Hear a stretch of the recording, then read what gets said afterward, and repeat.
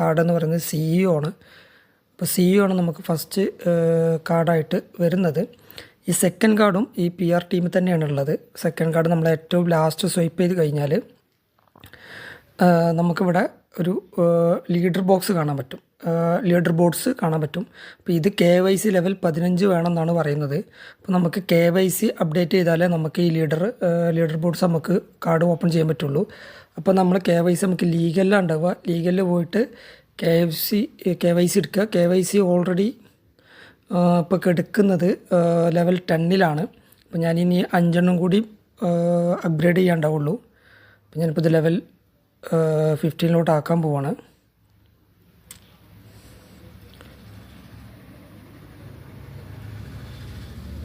ഇപ്പം ഞാൻ ലെവൽ 15 ആയിട്ടുണ്ട്. അപ്പോൾ നമ്മളിനി ഈ പറഞ്ഞ പോലെ PR ആൻഡ് ടീമിൽ പോയി കഴിഞ്ഞാൽ ലാസ്റ്റോട് സ്വൈപ്പ് ചെയ്താൽ ഇപ്പം എനിക്ക് ലീഡർ ബോർഡ്സ്